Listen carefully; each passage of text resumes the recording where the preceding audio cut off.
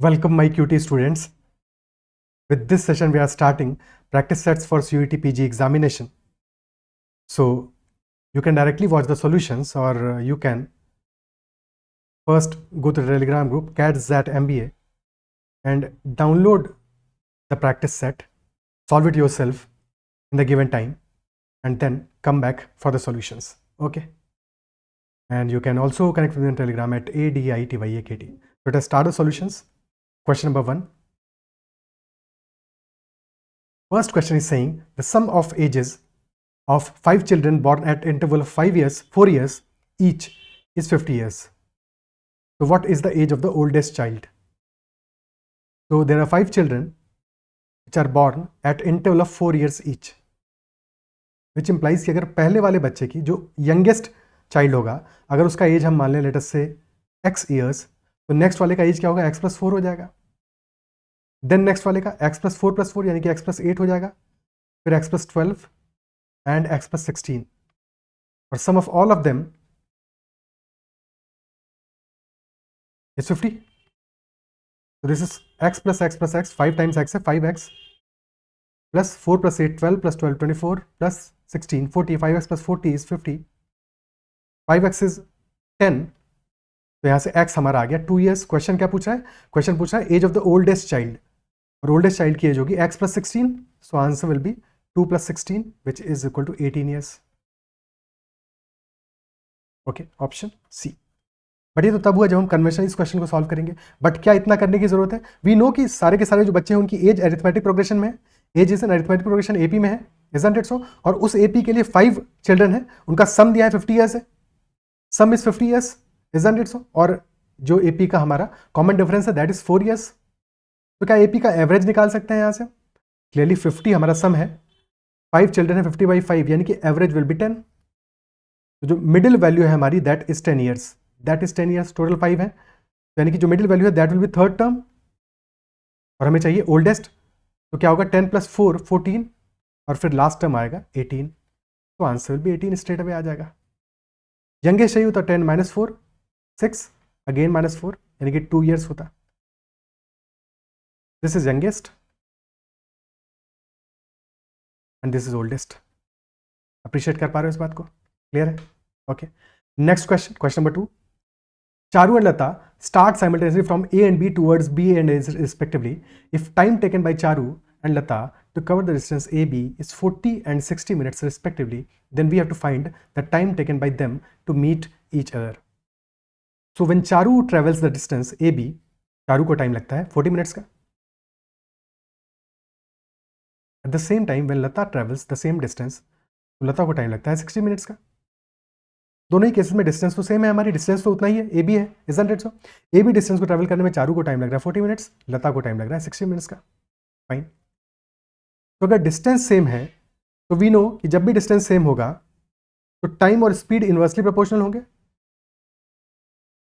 और अगर टाइम का रेशियो हमें गिवन है 2:3 है, 40 और 60 यानी 2:3 का रेशियो है, तो स्पीड का रेशियो ठीक इसका ऑपोजिट होगा, 3:2 होगा। क्या ये बात अप्रिशिएट कर पा रहे हो? ठीक है, स्पीड का रेशियो होगा 3:2।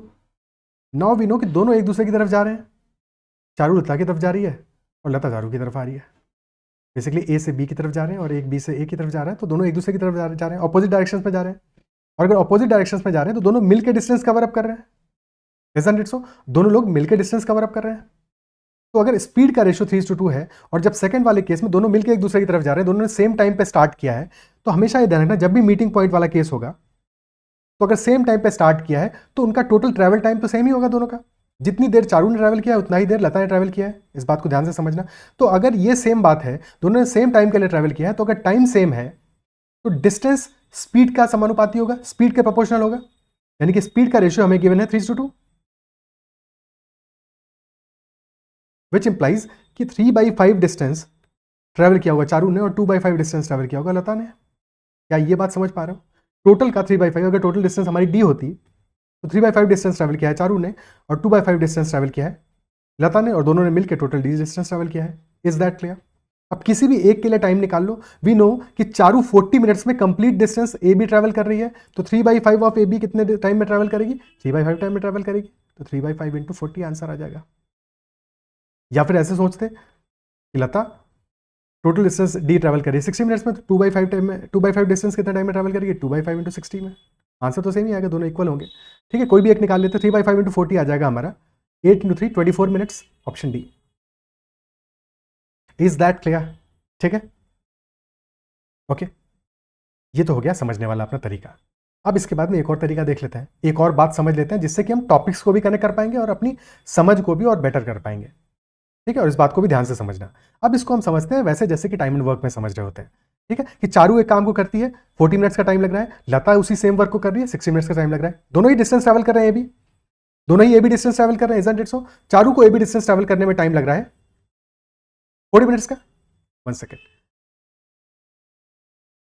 चारू को लग रहा है 40 मिनट्स का टाइम और लता को लग रहा है 60 मिनट्स का टाइम। तो यहाँ पे वर्क हम अगर हम दोनों का एलसीएम एज्यूम कर लें 40 और 60 का, यानी कि 120,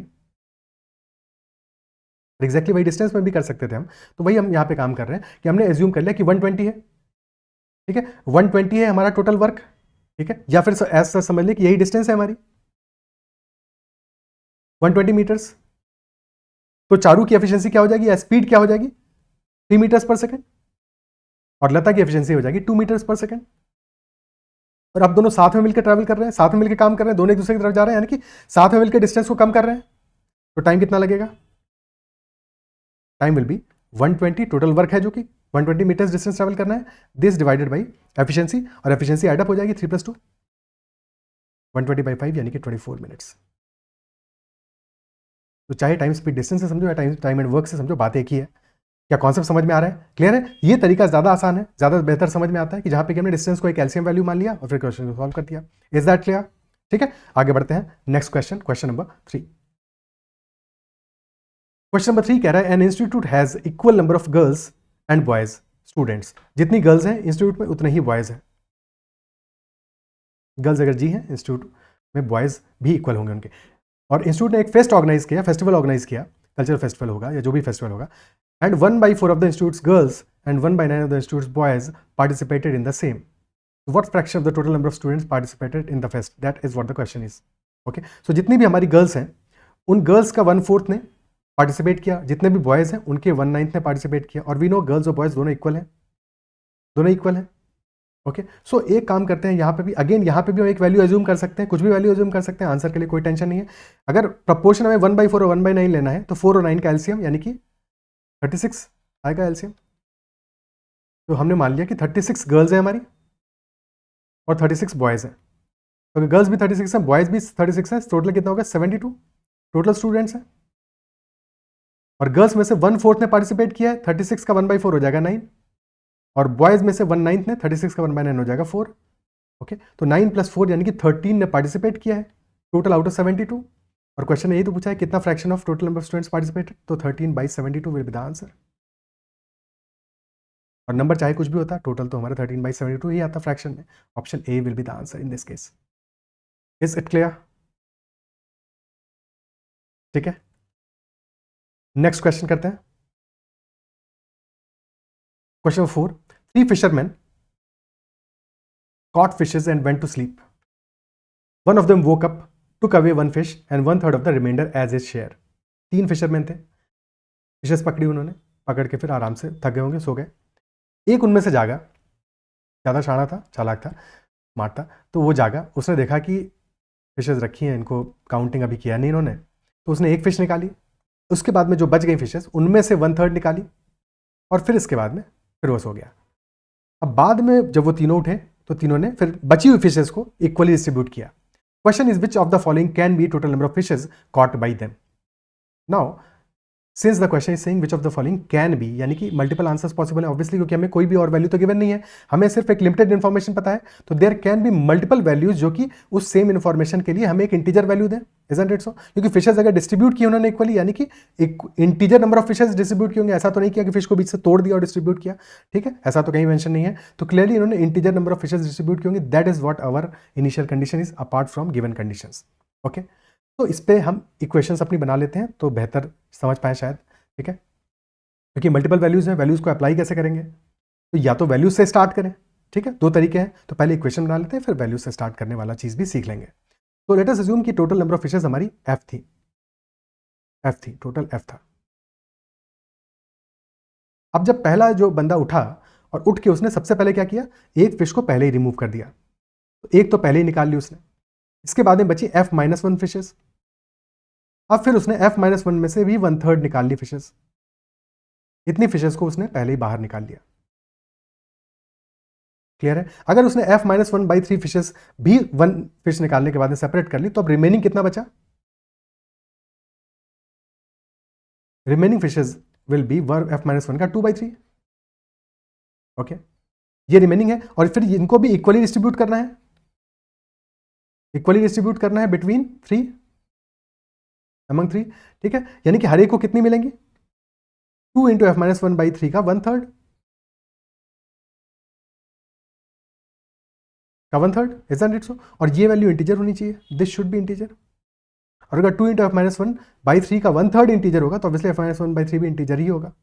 तो सिर्फ हमें इस कंडीशन पे फोकस करना है, दिस शुड बी इंटीजर, यानी कि 2 into f-1/9 should be integer, this should be integer. Okay, clear है?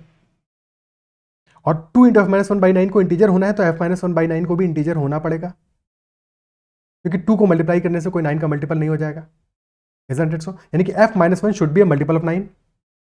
यहां से हमें क्लियर हो गया, f-1 should be a multiple of 9।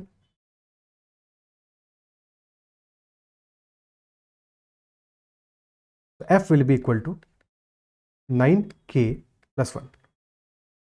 ये हमारी कंडीशन आ गई। अब बस हमें इतना चेक करना है कि किस किस केस में हमारा f 9k+1 9 के मल्टीपल से एक ज्यादा आ रहा है।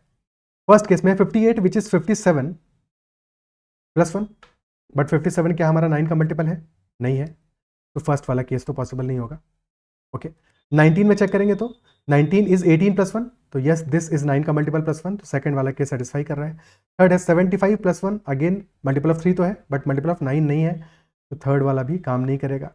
फोर्थ है 82 यानी 81+1, यस 9 का मल्टीपल +1, तो ये भी काम करेगा। लास्ट वाला है 87+1, अगेन काम नहीं करेगा, यानी कि सिर्फ और सिर्फ सेकंड और फोर्थ केसेस में हमारा आंसर मैच करेगा, तो option C will be the answer. Is that clear? Option C हमारा यहाँ पे आंसर हो जाएगा। ठीक है, क्लियर है? ओके, अगर हम ऑप्शन से जाते वो भी सीख लेते हैं, हालांकि ये तरीका इसलिए समझ में आना चाहिए बिकॉज क्वेश्चन में हर बार हमारे लिए ऑप्शन से जाना पॉसिबल नहीं होगा। ऑल्सो ऑप्शन से जाना कई बार टाइम टेकिंग भी होता है। ऑप्शन यानी कि फर्स्ट सेकंड थर्ड फोर्थ 5, क्योंकि नीचे वाले केसेस में हम कैसे अप्लाई करेंगे स्ट्रेट अवे। ठीक है, तो ऑप्शन से जाने वाला चीज़ भी सीख लेते हैं एक बार, क्योंकि फिर हमें सारे के सारे केसेस अप्लाई करने पड़ेंगे और कई बार हो सकता है कि केसेस ज़्यादा हों, एक और लाइन ऐड कर दोगे तो क्वेश्चन और ज़्यादा टिपिकल हो जाएगा। तो ये पूरा प्रोसेस तो क्लियर होना चाहिए। ठीक है, बट एक बार ऑप्शन से भी जाके देख लेते हैं। लेट अस से हमने फर्स्ट वाला ऑप्शन लिया, टोटल नंबर है 58।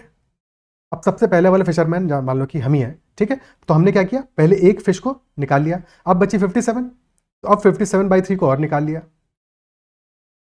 कितनी बची इसके बाद में? तो 1 + 19 20 को हमने निकाल लिया, 38 आर रिमेनिंग। अब इन 38 को हम डिस्ट्रीब्यूट नहीं कर सकते, 38 को 3 से डिवाइड करेंगे, इंटीजर नहीं आएगा ना, नॉट पॉसिबल, तो सॉल्यूशन नहीं हो सकता। सेकेंड केस में 19 है, 1 को निकाल लिया, अब 18/3 को भी निकाल लिया, इजंट इट सो? इसके बाद में कितना बचा? 1 + 6 7 निकाल लिया हमने, 12 रिमेनिंग है, तो 12 तो हमारा 3 का मल्टीपल है, काम कर जाएगा, सबको 4 4 4 मिल जाएंगी। ओके, यानी कि सेकंड वाला केस काम कर रहा है। थर्ड वाले केस में 76 टोटल है, 1 फिश निकाल ली, अब इसके बाद में 75/3 भी निकाल ली, यानी 25 और निकाल ली, तो बच गई हमारी 50। अगेन 50 को हम डिवाइड नहीं कर पाएंगे, नॉट पॉसिबल। फोर्थ केस 82, 1 निकाल ली प्लस 81/3 निकाल ली, यानी कि 54 बच गई, और 54 क्योंकि हमारा 5 का मल्टीपल है तो काम, 3 का मल्टीपल है तो काम हो जाएगा फोर्थ वाले में भी। और लास्ट केस में अगेन 88 यानी कि 1 निकाल ली, फिर बचा 87/3 और निकाल ली, तो बची 58, यहाँ भी काम नहीं हो पाएगा, तो हमारे सेकेंड और फोर्थ केस में ही आंसर आएगा। Is it clear? समझ में आ रही है बात ये? ठीक है, आगे बढ़ते हैं, अगला क्वेश्चन करते हैं। Question number 5, in the subtraction shown k, l, m and n are digits, what is the value of k + l + m + n? और हमें सब्ट्रैक्शन क्या किया है, 5k3l - m4n1 और सब्ट्रैक्शन करने के बाद में हमारी वैल्यू आ रही है 4451, 4451। ओके, तो समझने की कोशिश करते हैं यहाँ पे। 3L माइनस M4N1, रिजल्ट आ रहा है हमारा 4451। ओके, ठीक है। तो L में से जब हम 1 सब्ट्रैक्ट कर रहे हैं तो हमें 1 मिल रहा है, इजंट इट सो? तो क्लियर सी बात है कि अगर हम L को इक्वल टू 2 रखेंगे तो ये पॉसिबल है, isn't it so? L is equal to 2 रखेंगे तभी ये पॉसिबल है। तो L को तो 2 होना चाहिए, इसमें तो कोई डाउट नहीं है। Is that clear? L तो 2 आ गया, स्ट्रेट अवे 2 में से 1 सब्ट्रैक्ट किया, 1 रिजल्ट आ गया। अब 3 में से हम n सब्ट्रैक्ट कर रहे हैं बट 5 आ रहा है, कैसे पॉसिबल है? 3 में से n सब्ट्रैक्ट करके 5 कैसे आ सकता है? इसका मतलब क्या हुआ कि हमने कैरी लिया होगा k से हमने कैरी लिया होगा, हासिल लिया होगा, तब तो पॉसिबल है, इजंट इट सो? यानी कि हमने k में से 1 घटाया और यहां पे फिर आ गया 10, तो 10 plus 3 minus n is equal to 5। तो क्लियरली n यहां पे आ गया हमारा 13 minus 5 which is equal to 8। Clear? n is equal to 8 आ गया, एक और रिजल्ट मिल गया हमको। अब क्योंकि k में से हमने 1 कैरी ले लिया है, k माइनस 1 में से 4 सब्ट्रैक्ट किया है और आया है 4।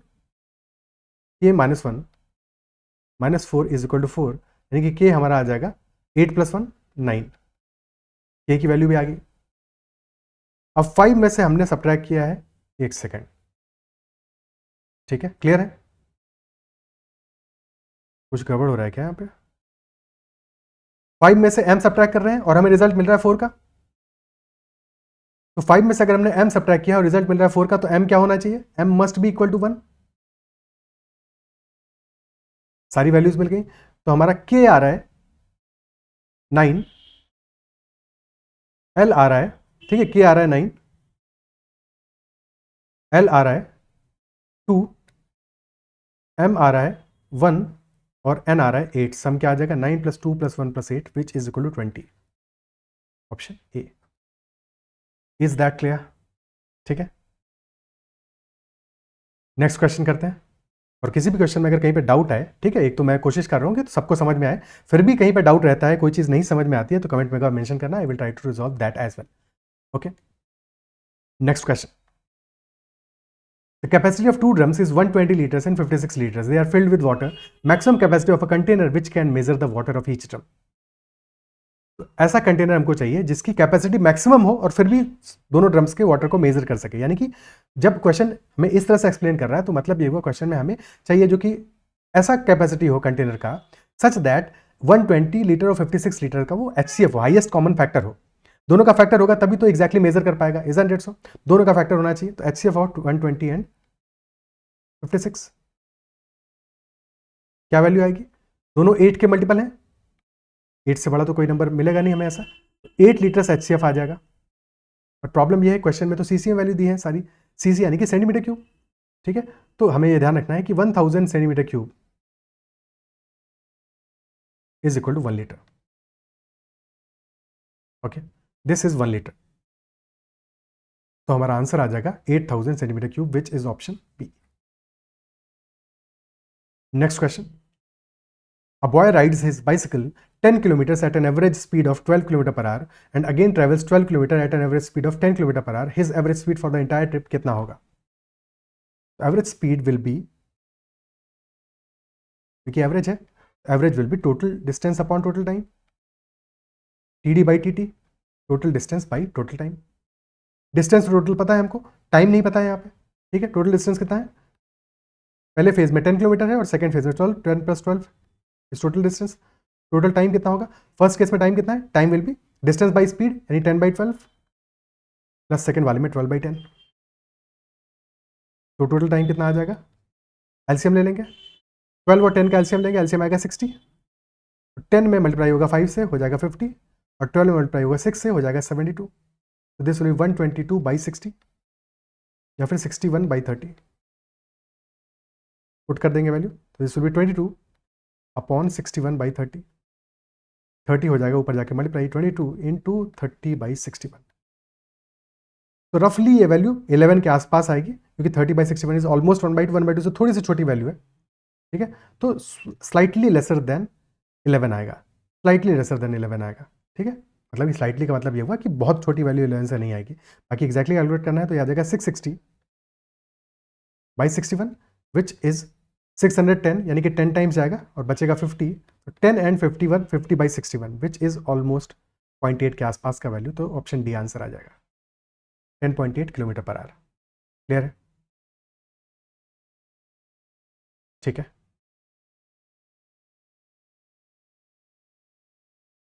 Next question. Question number 8 is saying income of a person between 2 consecutive years is in the ratio 2:3. Income का ratio है 2:3 और expense का ratio है 5:9 का.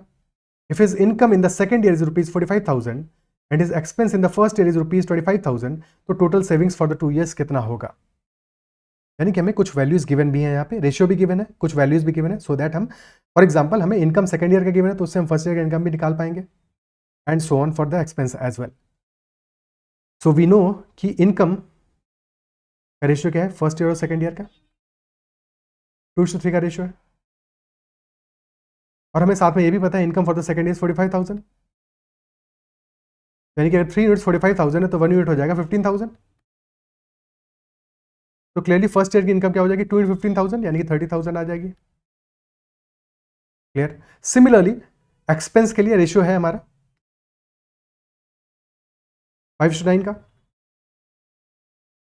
बट हमें फर्स्ट ईयर का एक्सपेंस दिया है दैट इज 25,000 और 5 यूनिट्स अगर 25,000 के बराबर है तो 1 unit will be equal to 5,000 rupees.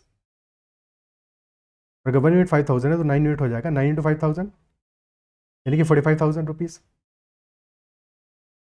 तो फर्स्ट ईयर का सेविंग कितना हो जाएगा income minus expense, saving will be income minus expense. तो 30 माइनस 25,000 यानी कि 5,000 हमारा सेविंग्स आ जाएगा फर्स्ट ईयर का. और सेकेंड ईयर में इनकम और एक्सपेंडिचर दोनों ही सेम है तो सेविंग्स विल बी नील बटे सन्नाटा 0. तो क्लियरली सेविंग्स हमारा 5,000 हो जाएगा, option D. Is that clear? Okay, ठीक है. Next question. 1001 pens and 910 pencils were distributed in such a way that each student gets the same number of pens and the same number of pencils. If the number of students are maximum possible and each student gets x pens and y pencils, then find the value of x plus y. x plus y की value यहाँ से हमें इस question में find out करनी है. और 1001 pens given है, 910 पेंसिल्स गिवन है, पेंसिल्स को डिस्ट्रीब्यूट किया है. ठीक है, तो कितना सेम नंबर ऑफ पेन्स हर एक को मिलेगा और सेम नंबर ऑफ पेंसिल्स भी हर एक को मिलेगा. यानी कि जो नंबर ऑफ स्टूडेंट्स है हमारे, ठीक है, उनका इंटीग्रल मल्टीपल होगा पेन्स भी और पेंसिल्स भी, टोटल नंबर ऑफ पेन्स और total number of pencils. Is that so? और हमें नंबर ऑफ स्टूडेंट्स को मैक्सिमम रखना है. लेट अस से कि एक्स और वाई गिवन ही है हमें. ठीक है, तो टोटल नंबर ऑफ पेन्स हमारा 1001 है. अगर नंबर ऑफ स्टूडेंट्स n है हमारे तो this will B n into x. और सिमिलरली 910 क्या हो जाएगा n इंटू वाई. तो क्या हम कह सकते हैं n हमारा हो जाएगा 1001 divide by X as well as 910 by Y. क्या इसमें कोई समस्या है? और इसी n को हमें मैक्सिमाइज करना है. तो बेसिकली n हमारा फैक्टर ही तो हुआ क्योंकि x और y भी इंटीजर है, n भी इंटीजर होगा. तो n बेसिकली 1001 और 910 का फैक्टर हुआ. और क्योंकि n को मैक्सिमाइज कर रहे हैं तो n बेसिकली होगा HCF इन दोनों वैल्यूज का. क्या ये बात समझ पा रहे हो? ठीक है, n हमारा HCF आएगा. और 1001 के बारे में जानते हो, अगर नहीं जानते हो तो जानना चाहिए कि 7, 11 और 13 को मल्टीप्लाई करने पे आता है 1001. और 910 तो हमारा 13 इंटू 7 991 होता है और मल्टीप्लाइड बाई 10, यानी कि 13 और 7 दोनों में कॉमन है. HCF will be 91, highest common factor होगा 91. क्लियर? अब जब हम 1001 में x और y की क्या है से वैल्यू निकल जाएगी, हमारा n आ गया, बेसिकली n इज 91, n 91 आ गया. और अगर n 91 है तो x क्या आ जाएगा, x आ जाएगा 1001 बाई 91, क्लियरली 11 आ जाएगा.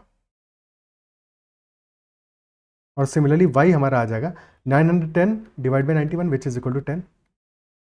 जो फैक्टर बच गया वही फैक्टर आ जाएगा. तो x प्लस वाई, मतलब दोबारा हमको डिवाइड करने की जरूरत नहीं थी, यहाँ से दिख रहा था. ठीक है कि 11 और 10 आ जाएगी वैल्यू. तो x प्लस वाई हमारा आ जाएगा 11 plus 10 which is 21. Option C. Clear? ठीक है, okay then next question, question number 10. Suppose the sum of 7 positive numbers is 21. What is the minimum possible value of the average of squares of these numbers?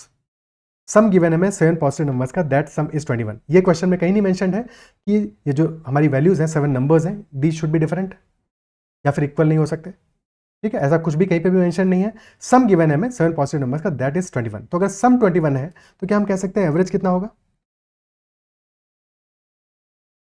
Average will be 21/7 यानी कि 3 होगा। और question कह रहा है minimum possible value of average of squares of these numbers. Okay, तो approach को समझने से पहले एक दो बातें समझ लेते हैं। लेट अस से कि अगर हमारे दो नंबर्स होते हैं और सम अगर 6 है उनका, ठीक है, तो अगर ये नंबर्स हमारे लेट अस से 1 और 5 हैं, 1 एंड 5 हो सकते हैं, 2 एंड 4 हो सकते हैं, या फिर दोनों के दोनों 3 और 3 हो सकते हैं। अगर पहला वाला केस होगा 1 और 5 होंगे तो स्क्वायर्स का सम क्या आ जाएगा? 1 + 25 यानी 26 आ जाएगा। सेकेंड वाले केस में आएगा 4 + 16, और थर्ड वाले केस में आएगा 9 + 9। यानी कि मैक्सिमम वैल्यू कब आ रही है? जबकि ये है 1 और 5, और मिनिमम वैल्यू कब आ रही है? जबकि दोनों के दोनों इक्वल है। तो हमेशा ये चीज़ याद रखनी है, जब भी हमारे वैल्यूज इस तरह से गिवन है और हमें मिनिमम पॉसिबल वैल्यू स्क्वायर्स की चाहिए, तो number should be equal, as much closer, equal ना भी हो पाए तो as much close as possible, ठीक है। और जितना ज़्यादा नंबर्स दूर दूर होंगे उतना ज़्यादा उनके स्क्वायर्स का सम होगा। तो अगर हमें मिनिमम पॉसिबल वैल्यू चाहिए स्क्वायर्स का, average of the squares of these numbers, average of the squares का मिनिमम पॉसिबल वैल्यू, ठीक है, तो यहाँ पे हमें नंबर्स क्या होने चाहिए? क्योंकि नंबर्स डिफरेंट होना जरूरी नहीं है, तो सारे के सारे नंबर्स हम ले लेंगे 3। All 7 numbers will be 3 only. अब स्क्वायर्स का एवरेज जो है वो मिनिमम आएगा। 7 नंबर्स हैं तो सम क्या आएगा स्क्वायर्स का? 7 × 3 स्क्वायर, और एवरेज क्या आएगा? डिवाइड बाई 7, यानी कि 9 will be the average. Answer will be 9, option C. इससे छोटा आना पॉसिबल नहीं है स्क्वायर्स का sum. Clear? Okay, next question करते हैं। A piece of string is 40 centimeter long. It is cut into 3 pieces. The longest piece is 3 times as long as the middle sized, and the shortest piece is 23 centimeter shorter than the longest piece. So we have to find the length of the shortest piece. The length of the shortest piece क्या होगा? Piece of string का total length क्या है? 40 centimetre, और 3 pieces में cut किया। Longest piece हमारा 3 times as long as the middle sized है, तो longest piece is 3 times the middle sized one. और साथ में क्या गिवन है? Shortest piece is 23 centimetre shorter than the longest piece. तो शॉर्टेस्ट पीस क्या है? लॉन्गेस्ट से 23 छोटा है। तो तीनों में कनेक्शन मिल गया हमको एज सच, ठीक है। तो shortest plus medium plus longest का सम तो 40 सेंटीमीटर होगा। तो शॉर्टेस्ट को हम लिख सकते हैं L - 23, मीडियम को लिख सकते हैं 3 टाइम्स, लॉन्गेस्ट हमारा 3 टाइम्स मीडियम है, तो मीडियम को लिख सकते हैं L/3, क्योंकि सबको L में रिप्लेस कर देते हैं, और लार्जेस्ट तो अपना लार्जेस्ट है ही है। तो दिस टोटल इज 40, ठीक है। तो L + L/3 कितना हो जाएगा? 2L + L/3, and that is equal to 40 + 23। LCM ले लेंगे तो this will B 6L + L, यानी कि 7L/3 इज इक्वल टू 63। 7 से काटेंगे 9 टाइम्स जाएगा, तो L हमारा आ जाएगा, लॉन्गेस्ट की जो लेंथ है that will be equal to 9 × 3 27 centimetre. और फिर क्वेश्चन हमसे जो भी पूछेगा वो हम आंसर कर पाएंगे। क्वेश्चन ने क्या पूछा? Length of the shortest piece. तो शॉर्टेस्ट की लेंथ होगी -23, 27 - 23 यानी कि 4 centimetre. Option C. Is it clear? ठीक है, क्या बात क्लियर है? बाकी ऑप्शन से भी जाना चाहते तो वो भी कर सकते थे इस क्वेश्चन में, ऐसा कोई दिक्कत नहीं है, बट ये अप्रोच ज़रूर पता होना चाहिए। इक्वेशन बनाना नहीं सीखोगे तो काम नहीं चलेगा, ठीक है। सिर्फ ये क्वेश्चन थोड़ी सॉल्व करना है, या एग्जाम में यही क्वेश्चन थोड़ी आएगा, कुछ भी आ सकता है। तो इक्वेशन बनाना ज़रूर आना चाहिए। क्वेश्चन को पढ़ के इक्वेशन बनाना अगर नहीं प्रैक्टिस करोगे तो काम नहीं चलेगा, बट सेकंड मेथड्स भी ज़रूर पता होने चाहिए, क्योंकि कई बार सेकंड मेथड्स हमें क्वेश्चन में एग्जाम में ज़्यादा फास्ट सॉल्व करा देते हैं, तो आसान हो जाता है हमारे लिए, ठीक है। तो फॉर एग्जाम्पल यहाँ पे हमने 9 सेंटीमीटर वैल्यू लिया, ठीक है, या फिर मिडिल वैल्यू लो। हमेशा जब भी एग्जाम में ऐसा करना हो तो एक मिडिल वैल्यू लो, ज़्यादा बेहतर है। फॉर एग्जाम्पल हमने 6 सेंटीमीटर लिया, क्योंकि शॉर्टेस्ट की लेंथ पूछ रहा है। अगर हमने 6 सेंटीमीटर लिया, शॉर्टेस्ट हमारा 6 सेंटीमीटर है, तो उस केस में हमको पता है कि लॉन्गेस्ट 23 ज़्यादा होगा, तो लॉन्गेस्ट हमारा हो जाएगा 6 + 23 यानी कि 29। अब मिडिल वाला तो 1/3 होगा इसका, बट 29 हमारा 3 का मल्टीपल ही नहीं है, तो और इसका 1/3 वैसे भी निकालोगे 10 के आसपास आएगा, तो सम हमारा 40 से ज़्यादा ओवरशूट कर जा रहा है। और अगर सम 40 से ज़्यादा आ रहा है तो ऑप्शन बी गलत आंसर तो है ही है, साथ में हमको ये भी पता है कि जो एक्चुअल आंसर होगा वो 6 सेंटीमीटर से छोटा होगा। क्या इस बात को अप्रिशिएट कर पा रहे हो? वेरी इंपॉर्टेंट, कि यहाँ पे हमें ये तो पता चला ही चला कि ऑप्शन बी आंसर नहीं है, साथ में ये भी पता चला कि ए भी आंसर नहीं होगा। ठीक है, तो डेफिनेटली आंसर हमारा सी या फिर डी होने वाला है। अब किसी भी एक को ट्राई कर लो, अगर वो मैच कर गया तो वो आंसर होगा, नहीं मैच किया तो दूसरा वाला आंसर होगा। क्या ये बात समझ पा रहे हो? ठीक है, अब सेकंड वाले को हमने ट्राई किया, लेटेस्ट से 4 सेंटीमीटर को ट्राई करते हैं। तो स्मॉलेस्ट अगर हमारा 4 सेंटीमीटर है तो लार्जेस्ट होगा 27 और मल्टीपल आ रहा है, यानी कि पॉजिटिव है मामला। तो मिडिल वाला क्या हो जाएगा इसका 1/3 यानी कि 9 सेंटीमीटर। 4 + 27 + 9 40 सेंटीमीटर मैच कर रहा है। Option C will be the answer. Is it clear? ठीक है, तो हम यहाँ पे ऑप्शन से भी ऐसे क्वेश्चन में ट्राई करके अपने क्वेश्चन को फास्ट सॉल्व कर सकते हैं। बट ध्यान क्या रखना है कि जब भी कभी ऐसे केस में ऑप्शन से ट्राई कर रहे हो तो मिडिल वैल्यू को आंसर लो, तो तुम्हें अप्रोच पता चल जाएगा कि और कौन सा ऑप्शन आंसर नहीं हो सकता है अगर वो आंसर में मैच नहीं किया तो। ठीक है, next question. Question number 12. The profit earned when an article is sold for rupees 800 is 20 times the loss incurred when it is sold for rupees 275. At what price should the article be sold if it is desired to make a profit of 25%? तो question हमें क्या कह रहा है कि जब article को हम 800 रुपीज़ पे सेल कर रहे हैं तो जो प्रॉफिट हो रहा है वो 20 टाइम्स है उस लॉस का, जबकि आर्टिकल को 275 पे सेल किया जा रहा है। तो लेट अस से सीपी हमारा कहीं मिडिल में आएगा, और पहले वाले केस में अगर हमारा लॉस हो रहा है एक्स का, तो सेकंड वाले केस में प्रॉफिट हो रहा है 20x का। और कॉस्ट प्राइस हमको पता नहीं है, बट क्या निकालने की जरूरत है? बिल्कुल निकालने की जरूरत है, बट सबसे पहले देख लेते हैं कि हमारा x की वैल्यू क्या है। तो 21x तो हमें पता है, 21x कितना हो जाएगा 800 - 275, यानी कि दिस विल बी 525। तो यहां से x की वैल्यू क्या आ जाएगी 525 डिवाइडेड बाई 21, यानी कि दैट विल बी 25। x 25 आ गया, तो क्लियरली x 25 आते ही हमें कॉस्ट प्राइस पता चल गया, CP इज इक्वल टू 275 + 25 यानी कि 300 रुपीज़। और क्वेश्चन पूछ रहा है 25% का प्रॉफिट चाहिए, तो आर्टिकल को कितने पे सेल करेंगे? तो 25% 300 का कितना होगा 1/4 होगा, यानी कि 75 रुपीज़ होगा। तो 375 रुपीज़ में आर्टिकल को सेल करना चाहिए अगर 25% का प्रॉफिट चाहिए। Option C will be the answer. Okay, ठीक है, next question. Question number 13. Given 3 identical boxes B1, B2 and B3 each containing 2 balls, B1 contains 2 golden balls, B2 contains 2 silver balls and B3 contains 1 silver and 1 golden ball. The probability that one ball is drawn and that ball is golden from boxes B1, B2 and B3 कितना होगा respectively? Okay, तो पहले वाले box में तो दोनों की दोनों बॉल्स गोल्डन है, तो अगर एक बॉल हम ड्रॉ कर रहे हैं और वो बॉल गोल्डन है तो कितनी प्रोबेबिलिटी होगी? जाहिर सी बात है अगर दोनों ही बॉल्स गोल्डन है तो कोई भी बॉल निकालोगे गोल्डन ही आने वाली है। तो फर्स्ट बॉक्स के लिए B1 के लिए this probability will be equal to 2/2 2C1 by 2C1। Total cases 2C1 है और काम के केसेस भी 2C1 है, दो में से कोई भी एक निकाल लो, गोल्डन ही आने वाली है, यानी कि 1 आएगी प्रोबेबिलिटी। और box B2 total 2 silver balls हैं, टोटल केसेस तो 2C1 रहेंगे, दो में से कोई एक निकालोगे और वो बॉल गोल्डन हो, इसकी प्रोबेबिलिटी क्या होगी? गोल्डन बॉल जब है ही नहीं तो 0C1 यानी कि 0, इम्पॉसिबल है। और थर्ड वाले बॉक्स में total cases will be 2C1 क्योंकि एक बॉल गोल्डन है और एक बॉल सिल्वर है। काम की बॉल कितने? एक गोल्डन बॉल, तो 1C1 यानी कि 1/2 विल बी द प्रोबेबिलिटी। तो 1, 0 and 1/2 will be the answer. लिखा तुम सिर्फ तुम्हें समझाने के लिए, अदरवाइज इस क्वेश्चन में लिखने की कोई जरूरत तो थी नहीं, स्ट्रेट अवे आंसर आ रहा था अपना।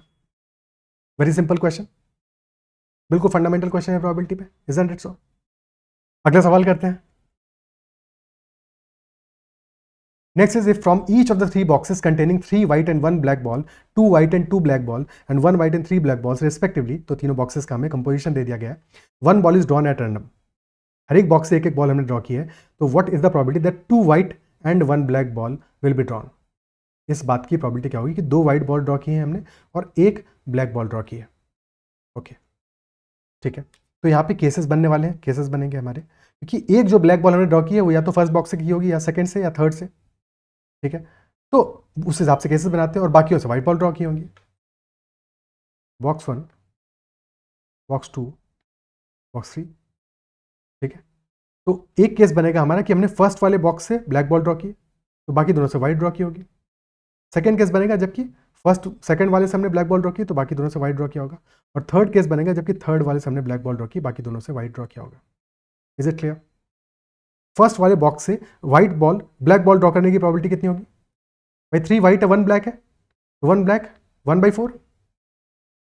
और सेकंड वाले से व्हाइट ड्रॉ करने की प्रोबेबिलिटी 2 व्हाइट 2 ब्लैक तो 2/4। थर्ड से व्हाइट ड्रॉ करने की प्रोबेबिलिटी 1 व्हाइट 1/4 होगी। सेकंड वाले केस की प्रोबेबिलिटी क्या होगी, फर्स्ट से वाइट ड्रॉ कर रहे हैं तो यानी कि 3 वाइट्स हैं 3/4, सेकंड से ब्लैक ड्रॉ कर रहे हैं, सेकंड में ब्लैक और व्हाइट सेम ही है तो 2/4 ही आना है, चाहे ब्लैक ड्रॉ करो चाहे व्हाइट ड्रॉ करो, कोई दिक्कत नहीं है। और थर्ड वाले में व्हाइट ड्रॉ कर रहे हैं, व्हाइट पहली बार ड्रॉ कर रहे थे 1/4 आएगा। थर्ड केस में फर्स्ट से व्हाइट ड्रॉ कर रहे हैं 3/4 सेम एज प्रीवियस, सेकंड से व्हाइट ड्रॉ करें कुछ भी ड्रॉ करें 2/4, थर्ड से ब्लैक ड्रॉ करेंगे, ब्लैक ड्रॉ करने की प्रोबेबिलिटी क्या होगी, ब्लैक 3 है तो 3/4। Now we will add these 3 cases, ठीक है। ऐसे केसेस में हमेशा क्या ध्यान रखना है, देखो जब भी तुम्हें इस तरह से केसेस बना के ऐड करना हो, कभी भी सिंप्लीफाई नहीं करेंगे कि 2/4 दिख गया कटा के तुमने 1/2 कर दिया, नहीं करना है, ऐसा नहीं करना है, लास्ट तक के लिए एंड करना है, ठीक है, क्योंकि लास्ट में डिनोमिनेटर हमें सेम रखना है। 4 × 4 × 4 डिनोमिनेटर आ जाएगा 64, न्यूमिनेटर आ जाएगा पहले केस में 1 × 2 + 1 यानी कि 2 प्लस 3 × 2 6 प्लस 3 × 2 6 × 3 18, तो ये वैल्यू आ गई 18 + 6 24 + 2 26 divided by 64 which is 13/32, option A. Okay, next question. Question number 15, a fruit seller bought 15 apples for ₹12 and sold 12 apples for ₹15. How much profit or loss did he make? तो 15 apples उसने purchase किए हैं ₹12 में, और फिर cell करते time पे उसने 12 एप्पल्स सेल किए हैं ₹15 में। तो दोनों केसेस में नंबर ऑफ एप्पल्स डिफरेंट है और प्राइस भी डिफरेंट है, ठीक है। तो सबसे पहला काम हमें क्या करना है, क्योंकि चीज़ों को कंपेरेबल बनाए बिना हम प्रॉफिट या लॉस नहीं निकाल सकते, तो सबसे पहला काम हमें ये करना पड़ेगा कि दोनों केसेस में नंबर ऑफ एप्पल्स को इक्वल करना पड़ेगा, कॉस्ट तब हमें एक्जैक्टली पता चलेगा और प्रॉफिट भी पता चलेगा, ठीक है। तो पहले वाले केस में 15 एप्पल्स है, दूसरे वाले केस में 12 है, तो पहले वाले में अगर हम 12 से मल्टीप्लाई कर दें, या फिर एलसीएम 50 और 12 का कितना है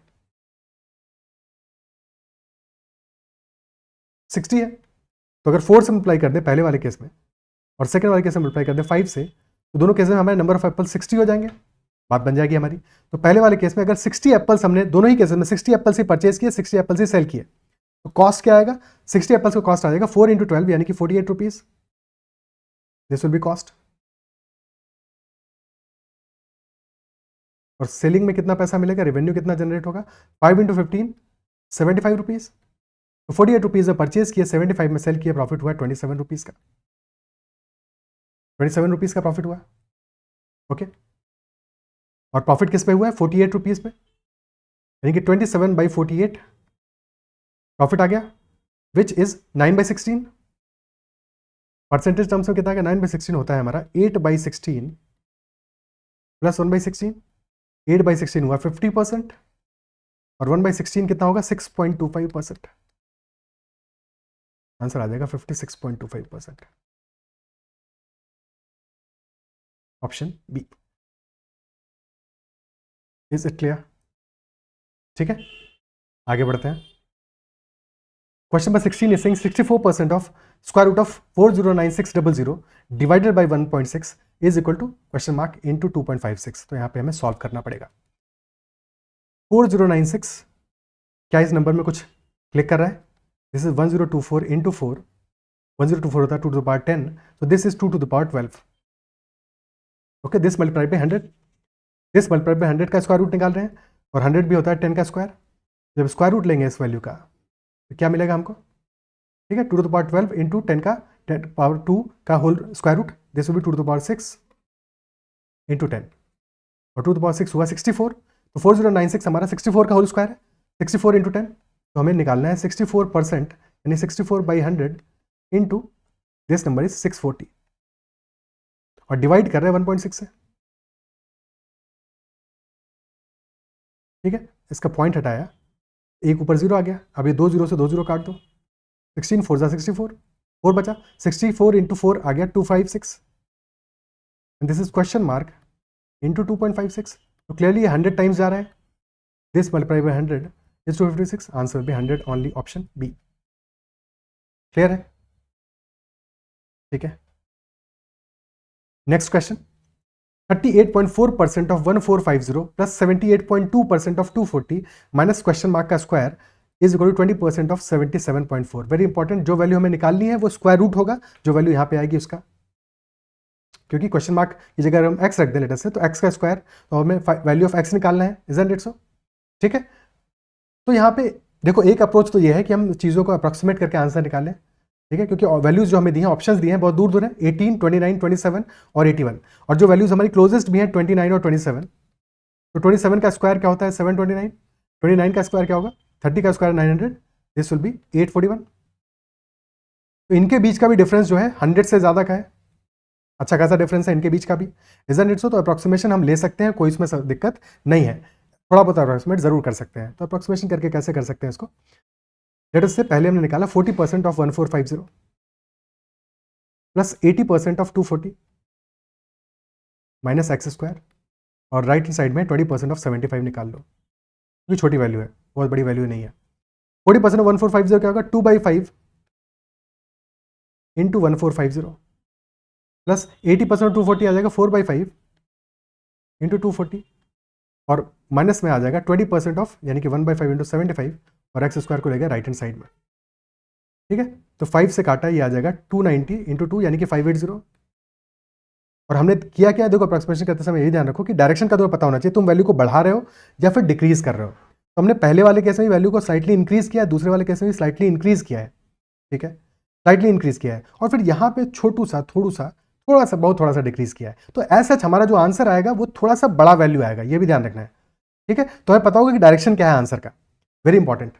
ठीक है, कि अगर वैल्यूज हमारी क्लोज भी है तो भी हमें पता होगा कि जो हमारा एक्चुअल आंसर आएगा वो थोड़ा सा छोटा आएगा, बड़ा नहीं आएगा। क्लियर है? तो 580 प्लस 48 इंटू 4 यानी 192 माइनस 15, तो दिस विल बी 580 प्लस 192 यानी कि 680 प्लस 92 772 माइनस 15, तो दिस इज 757।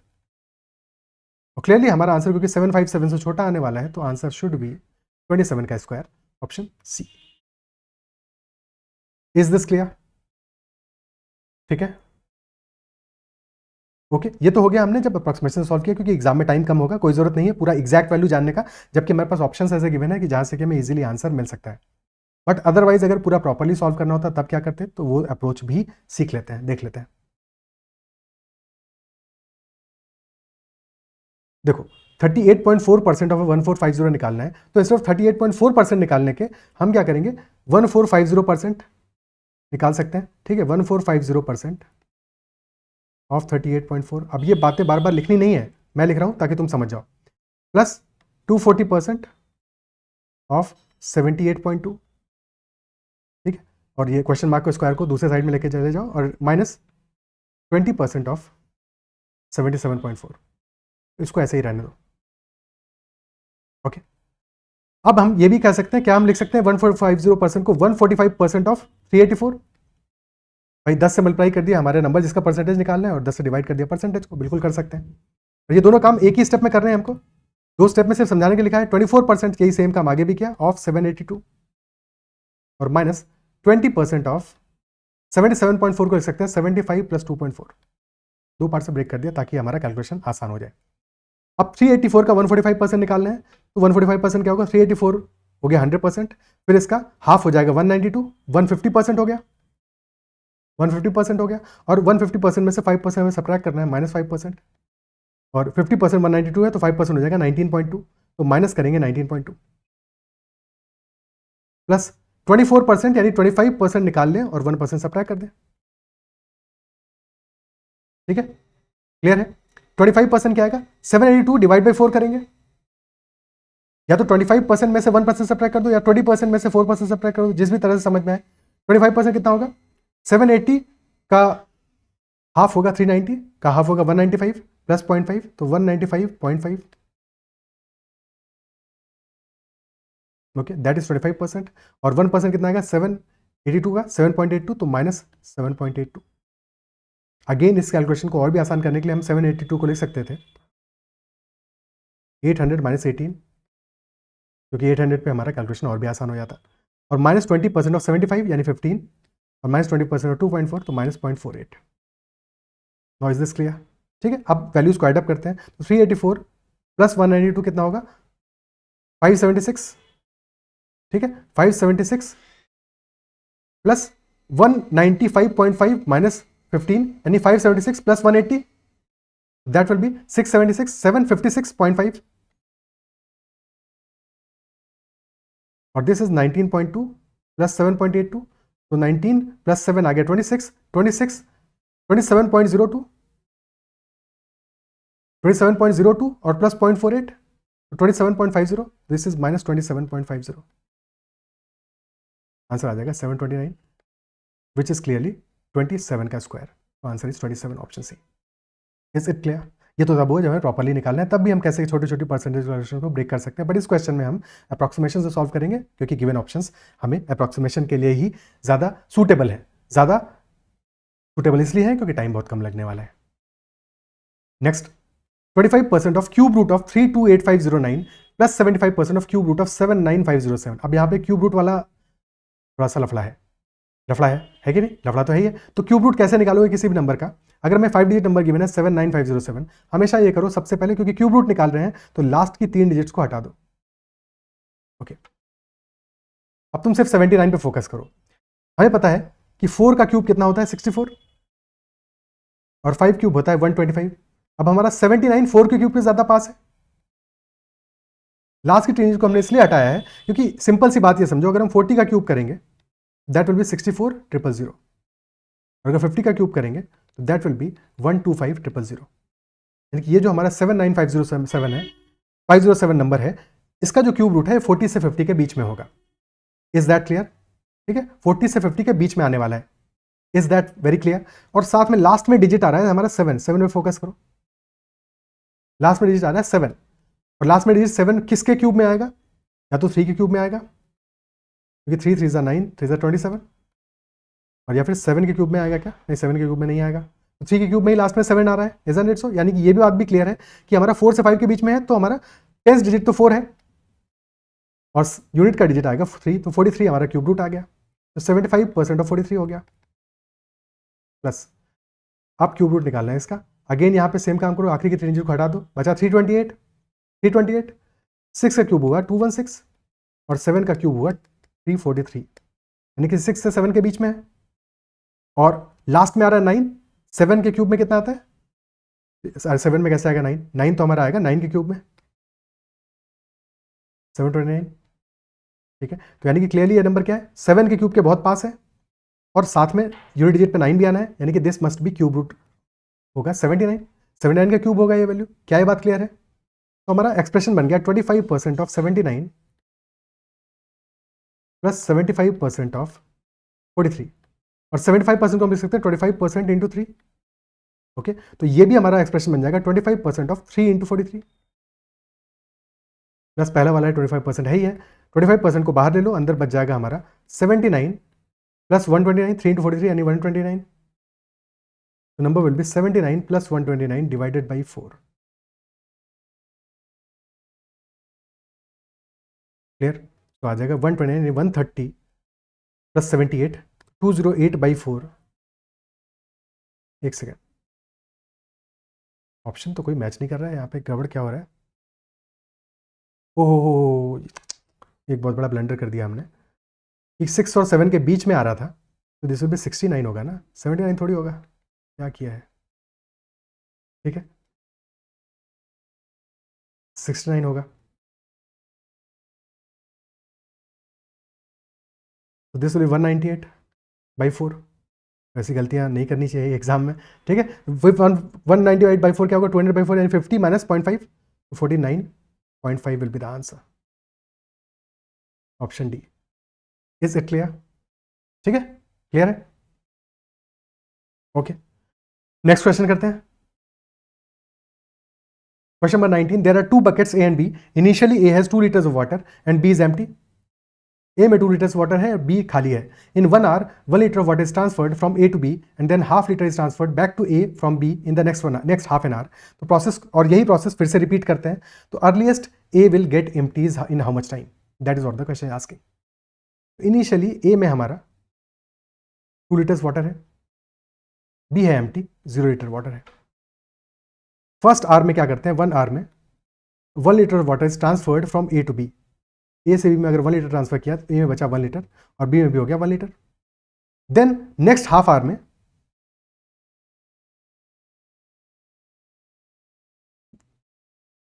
एक second, then next half hour में, हाँ हाफ एन आवर में half litre is transferred from B to A. B से वापस से ए में हाफ लीटर हम ट्रांसफर कर दे रहे हैं, यानी कि बी में बचेगा 1/2 लीटर और ए में हो जाएगा 1 लीटर प्लस 1/2 लीटर यानी 3/2 लीटर। और फिर से ये प्रोसेस कंटिन्यू करेंगे, यानी कि अगेन 1 आवर में 1 लीटर ट्रांसफर करेंगे ए से बी में, तो ए में बच जाएगा 1/2 लीटर और बी में आ जाएगा 1 + 1/2 litre. And then again B से ए में ½ लीटर ट्रांसफर करेंगे, हाफ आवर में ए में आ जाएगा ½ + ½ यानी कि 1 लीटर और बी में आ जाएगा 1 लीटर। Is this clear? ये हो गया हमारा प्रोसेस कितने टाइम के बाद में? 1.5 + 1.5 3 आवर्स के बाद में। अब नेक्स्ट 1 आवर में अगेन हम क्या करेंगे, ए से बी में 1 लीटर ट्रांसफर करेंगे, तो ए में बचेगा 0 लीटर और बी में हो जाएगा 2 लीटर्स। क्वेश्चन यही पूछ रहा था कि earliest A will get empty in how much time, earliest पूछा था। ठीक है, तो यहाँ पे ऐसे क्वेश्चन में गलती होने का स्कोप क्या रहता है कि अगर हम अर्लीस्ट ध्यान नहीं देंगे तो हम ये देखेंगे कि नेट में आफ्टर 1.5 आवर्स में क्या हो रहा है कि ए से ½ लीटर बी में ट्रांसफर हो जा रहा है, तो टोटल 6 आवर्स में हमारा पूरा का पूरा ट्रांसफर हो जाएगा। हालांकि ऑप्शन में 6 गिवन नहीं है, गिवन होना चाहिए था। ठीक है, बट अर्लीस्ट का मतलब ये हुआ कि ये चीज 6 आवर्स के बाद में भी एक बार होगा। ठीक है, वो भी होगा, क्योंकि अगर इसके बाद में फिर से हम एक स्टेप जाएंगे तो अब फिर बी से वापस, हालांकि पॉसिबल नहीं है क्योंकि ½ लीटर ही बचेगा ए में, तो डेफिनेटली बाद वाला चीज नहीं हो पाएगा। यहां पे हमारा आंसर आ जाएगा 4 आवर्स, ऑप्शन बी, कि 4 आवर्स के बाद में ही ए में ए एम्प्टी हो गया। क्योंकि प्रॉब्लम यह आएगा अगर हम इसके बाद स्टेप को फिर से रिपीट करते हैं, जो मैं कहना चाह रहा हूं, तो सिचुएशन क्या बनेगा, ए में हमने ½ लीटर ले आए और बी में बचा है 3/2 लीटर्स, बट अब ए से बी में तुमको ट्रांसफर करना है 1 लीटर, कैसे करोगे? ए में है ही नहीं 1 लीटर, है कि नहीं? ठीक है, तो that is another consistency, but उसकी जरूरत नहीं है, हमें तो अर्लीस्ट पूछा था, तो आंसर हमारा 4 लीटर्स आ जाएगा। क्लियर है? ठीक है, next question, question number 20, calculate the compound interest eight 6% per annum for 2 years on the principal amount that gives ₹8,000 as a simple interest on same rate for 2 years। हमेशा ये ध्यान रखना है, बहुत सारे बच्चों को जो कंफ्यूजन होता है कि कंपाउंड इंटरेस्ट हमारा होता है interest on interest. Simple interest और कंपाउंड इंटरेस्ट में जो डिफरेंस है वो यही है कि सिंपल इंटरेस्ट में जो भी इंटरेस्ट होता है वो सारा का सारा प्रिंसिपल पे होता है, कंपाउंड इंटरेस्ट में हमें इंटरेस्ट पे भी इंटरेस्ट मिलता है। That is why that is very interesting. ठीक है, क्योंकि इंटरेस्ट पे भी हमें इंटरेस्ट मिलने वाला है उस पर। और क्वेश्चन हमसे कंपाउंड इंटरेस्ट की बात पूछ रहा है, 6% पर annum है 2 ईयर्स के लिए, और 8,000 रुपीज हमारा सिंपल इंटरेस्ट है।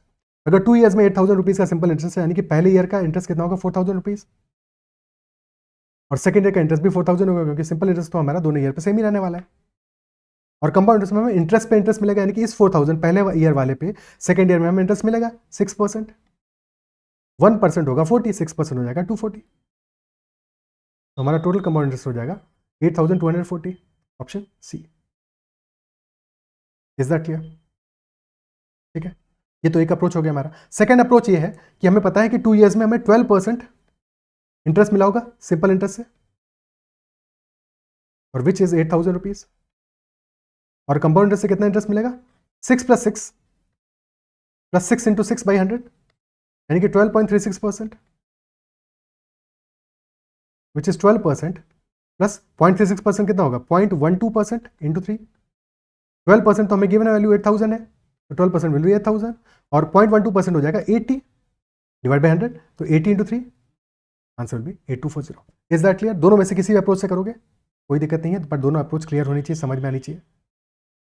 Is it clear? क्योंकि जब 3 ईयर्स में आएगा तो सेकंड वाली अप्रोच ज़्यादा इंपॉर्टेंट है, क्योंकि फिर तुमको ब्रेक करके ज़्यादा टाइम लग सकता है, और डिपेंड करता है परसेंटेज कितना है। दोनों अप्रोच क्लियर होगी तो कोई समस्या नहीं है, जिस भी अप्रोच जहाँ पे जो बेटर काम करेगी वहाँ पे वैसे काम करेंगे अपन। ठीक है, next question, the difference between compound interest and simple interest on a certain sum of money for 3 years at 10% per annum is ₹248। तो प्रिंसिपल अमाउंट क्या होगा? तो 10% का अगर इंटरेस्ट रेट मिल रहा है, यानी कि अगर अमाउंट हमारा 10 है फर्स्ट ईयर में, तो 10 से हो जाएगा 11, सेकेंड ईयर में भी यही कहानी होगा, 10 से हो जाएगा 11, और थर्ड ईयर में भी 10 से हो जाएगा 11, यानी कि हमारा अमाउंट 1,000 से हो जाएगा, 10 × 10 × 10 1,000 से हो जाएगा 11 का क्यूब, विच इज़ 1331। तो 331 का इंटरेस्ट मिलेगा 1,000 पे, यानी कि 33.1% का इंटरेस्ट मिलेगा, जो वैल्यू हमें 10% के लिए याद भी रखनी चाहिए। ठीक है, अगर 10% है तो एक ईयर में तो 10% ही रहेगा कंपाउंड इंटरेस्ट, 2 ईयर्स में हो जाएगा 21%, 3 ईयर्स में हो जाएगा 33.1%, और 4 ईयर्स में हो जाएगा 46.41%, because this is very common value. Okay, 33.1% की वैल्यू गिवन है हमें 248 रुपीज़, डेसिमल हटा दिया तो एक जीरो आ जाएगा एक्स्ट्रा, 331 से 8 टाइम्स जाएगा या, एक सेकेंड, ना ना ना, डिफरेंस है, क्या कर रहा हूं मैं, एक सेकेंड, हाँ 8 टाइम्स जाएगा ये। ठीक है, 33.1% हमारा आ रहा है कंपाउंड इंटरेस्ट, और डिफरेंस हमें गिवन है, वैल्यू जो गिवन है वो डिफरेंस का गिवन है, दिस इज कंपाउंड इंटरेस्ट, और सिंपल इंटरेस्ट आएगा हमारा 30%। ओके, सो डिफरेंस आएगा हमारा 3.1% का। थोड़ा सा क्लास एक्चुअल में लेंदी हो रहा है ना, मुझे कुछ इंपॉर्टेंट तो दिमाग कंफ्यूज हो रहा था। ओके, 3.1% की वैल्यू कितना आ रहा है? ₹248। तो क्लियरली अगर हम एक डेसिमल हटा देंगे यहाँ पे, सो एक जीरो ऐड हो जाएगा। 31 8 248, यानी कि 1% will be equal to 80 rupees. 1% अगर 80 रुपीज़ आ गया है तो हमारा प्रिंसिपल आ जाएगा 100%, which is 8,000 rupees, option A. Clear? ठीक है, next question, question number 22। A metal of which 3/7 is zinc and the rest is copper is mixed with another metal of which 4/7 is zinc and the rest is copper, then what is the ratio of zinc to copper in the new mixture. तो first वाले metal में, metal 1 में zinc और copper का ratio क्या है? Zinc 3/7 है, यानी कि जिंक अगर 3 है तो कॉपर 4 है, 3:4 का रेशियो होगा जिंक और कॉपर का। मेटल 2 में 4/7 जिंक है, यानी कि अगर जिंक 4 है तो 3 कॉपर होगा, 4:3 का रेशियो है। अब दोनों को मिक्स कर रहे हैं और हमारा क्वेश्चन पूछ रहा है कि रेशियो क्या आने वाला है जिंक और कॉपर का। क्वेश्चन में क्या मेंशन नहीं है, हमें ये नहीं मेंशन है कि दोनों का मेटल 1 और मेटल 2 को किस रेशियो में मिक्स करना है, in what ratio we have to mix, that is not given. और सारा का सारा जो आंसर है वो इसी पे डिपेंड करेगा, तो कुछ भी एजम्पशन लेके सॉल्व कर दोगे गलत हो जाएगा। Option D is the answer, can not be determined unless we know कि किस रेशियो में मिक्स कर रहे हैं। रेशियो पता होगा तो फिर तो सॉल्व हो जाएगा, कोई दिक्कत नहीं है। वेरी इजी क्वेश्चन, बट गलती होने का स्कोप सिर्फ इतना है कि तुम रेशियो को भूल जाओ और इक्वली मिक्स कर दो, या कुछ और तरीके से मिक्स कर दो। ठीक है, next one, 3 containers are filled with a mixture of sugar and water, the ratio of their quantity is 5:4:3, और शुगर और वाटर का रेशियो तीनों ही मिक्सचर्स में हमें गिवन है। मिक्सचर 1 में दिस रेशियो इज 2:3, मिक्सचर 2 में दिस इज 4:5, और मिक्सचर 3 में दिस इज 1:3। ओके, 2 + 3 कितना आ रहा है? 5 यूनिट्स। अगर हमारा टोटल मिक्सचर 5 लीटर्स होता तो फिर 2 लीटर शुगर होगा, 2 kg शुगर होगा, या 2 यूनिट शुगर होगा, 3 यूनिट हमारा वाटर होगा, 5 यूनिट्स पर। और मिक्सचर 2 9 यूनिट्स है, मिक्सचर 3 है हमारा 4 यूनिट्स। सबसे पहला काम हमें क्या करना पड़ेगा? तीनों को इक्वल करना पड़ेगा, कंपेरेबल करना पड़ेगा, फिर तो बाद में 5 4 3 में रेशियो में डिस्ट्रीब्यूट करेंगे। तो तीनों को इक्वल करने के लिए क्या करेंगे? 5 9 और 4 का एलसीएम क्या आएगा? That will B 5 × 9 × 4। पहला वाला 5 यूनिट ऑलरेडी है तो मल्टीप्लाई कर दो 9 और 4 से, सेकंड वाला 9 ऑलरेडी है तो मल्टीप्लाई कर दो 5 और 4 से, थर्ड वाला 4 ऑलरेडी है तो 5 और 9 से मल्टीप्लाई कर दो। अब ये इक्वल हो गए, टोटल वॉल्यूम इक्वल हो गया, टोटल रेशियो का जो समेशन है वो इक्वल हो गया। बट हमें मिक्स करना है इनको 5:4:3 में। तो पहले वाले को मल्टीप्लाई करो 5 से, सेकंड को मल्टीप्लाई करो 4 से थर्ड को मल्टीप्लाई किया 3 से, 5:4:3 में कर दिया हमने। अब जो जो कॉमन दिख रहा है उसको कैंसिल आउट करो। 5 क्या तीनों में कॉमन है? बिल्कुल कॉमन है, तो 5 से 5 कैंसिल आउट कर दिया सब में, ताकि कैलकुलेशन अपनी सिंपल हो जाए, मल्टीप्लाई करना ईजी हो जाए। 4 सब में कॉमन नहीं है, ठीक है, एक सेकेंड, ये 9 है ना, 4 कॉमन नहीं है, 3 कॉमन नहीं है, तो अब तो मल्टीप्लाई करना ही पड़ेगा, कोई और चारा है नहीं। 9 × 4 36, 36 × 2 आ जाएगा 72, और 36 × 3 आ जाएगा 108। सेकेंड वैल्यू है 4 × 4 16 × 4 64 आ जाएगा, और 16 × 5 आ जाएगा 80। थर्ड है 27 × 1 27 आ जाएगा, और 27 × 3 आ जाएगा 81। किसी भी एक को कैलकुलेट कर लो क्योंकि सारी वैल्यूज तो डिफरेंट गिवन है हमें। 72 + 64 136 + 27 156 + 7 163, तो ऑप्शन हमारा सी आंसर आ जाएगा। वेरीफाई करने के लिए चेक कर सकते हैं, 108 + 80 188 269, option C is the answer. Is it clear? ठीक है, next question, if a + b / c is equal to b + c / a is equal to c + a / b is equal to k, तो k की value इस question में क्या होगी?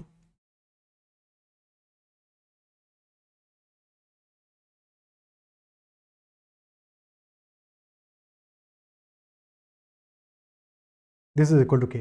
So can we write that a + b will be equal to c × k?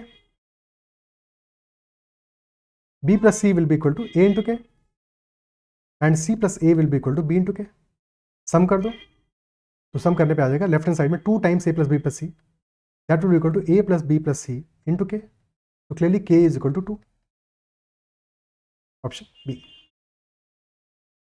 Clear? बाकी ऐसे question में हमें और एक अप्रोच समझ में आनी चाहिए कि ये जो हमें वैल्यूज दी हैं ए बी सी, ये पूरा का पूरा एक्सप्रेशन हमारा ए बी सी में सिमेट्रिकल है, यानी कि ए को बी से रिप्लेस कर दो, बी को सी से रिप्लेस कर दो, तो भी कुछ भी फर्क नहीं पड़ रहा है, सब कुछ एक्जैक्टली सेम है, परफेक्टली सिमेट्रिकल है।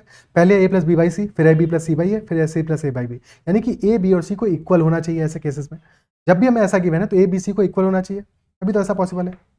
यानी कि इक्वल होने पे ये कंडीशन सेटिस्फाई करेगा, तो इक्वल रख दो सबको। तो अगर हमें ए और बी और सी को इक्वल रख दिया, लेट अस से हमने कोई भी वैल्यू पुट कर दो यहाँ पे, या वैल्यू ना भी पुट करो, इक्वल पुट कर दो, तो ए प्लस ए बाई ए हो गया एक्सप्रेशन, यानी कि 2a by A which is equal to 2 only, तो k must be equal to 2 because symmetrical है इसलिए, अदरवाइज ये अप्रोच तो समझ में आना ही चाहिए। Clear? Next question, and solid metallic spherical balls are melted and recast into a cylindrical rod whose radius is 3 times that of a spherical ball and height is 4 times that of a radius of a spherical ball, तो value of n क्या होगा? हमने क्या किया है, n solid metallic spherical balls को melt किया है और रिकास्ट किया है एक सिलिंड्रिकल रॉड में, और हमें पता है कि स्फेयर का वॉल्यूम क्या होगा, 4/3 पाई आर क्यूब, और वॉल्यूम ऑफ सिलेंडर होगा pi into radius of cylinder का square into height of cylinder का square, sorry height of cylinder का स्क्वायर नहीं होगा, height of cylinder to the power 1 होगा, पाई आर स्क्वायर एच। ठीक है, क्लियर? और पहले वाले केस में हमने n बॉल्स लिए हैं और लेट अस से रेडियस r है, तो n times 4/3 pi r cube, this will be the total volume. और सेकंड केस में हमें पता है वॉल्यूम क्या है, पाई इंटू रेडियस क्या गिवन है, radius of cylindrical rod is 3 times that of spherical ball, radius 3r है, तो 3r का होल स्क्वायर, और हाइट है 4 टाइम्स द रेडियस यानी कि 4r into 4r, these two should be equal. Right hand side में value क्या आ जाएगा हमारा, pi into r square into r, 3r square हो जाएगा 9r स्क्वायर इंटू 4r, तो this will be equal to 36 into pi r cube, और ये वैल्यू आ रहा है 4n/3 into pi r cube, तो पाई आर क्यूब से पाई आर क्यूब कैंसिल आउट हो जाएगा, 4n/3 इज 36, तो n आ जाएगा 36 इंटू 3/4, 4 9 36, 9 इंटू 3 आ जाएगा 27, तो 27 solid metallic spherical balls will be required for making such a cylindrical rod. Is it clear? ठीक है, क्लियर है? तो these are all the questions from the first practice set. I believe session पसंद आएगा, question समझ में आएंगे और बहुत सारे क्वेश्चंस में कॉन्सेप्ट क्लियर हुए होंगे। अगर सेशन अच्छा लगा है, पसंद आया, तो उसको लाइक जरूर करना है। अगर अब तक चैनल सब्सक्राइब नहीं किया है तो जरूर कर लेना। And you can also connect with Telegram at ADITYKT and join the Telegram group at ZMBA. That is all for this session. Bye bye. Take care.